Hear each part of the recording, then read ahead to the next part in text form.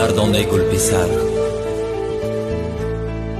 حرمت مادر پدردانه گل پسر، می دهد باغ امیدی تو ثمر. گر برنجانی مادر یا پدر، می شوی همچون گدای در بدر. دلی دارم چون نوکر می شوم من، اسیر پای مادر می شوم من. اگر مادر به فرزندی نگیرد، در این دنیا قلندر می شوم من.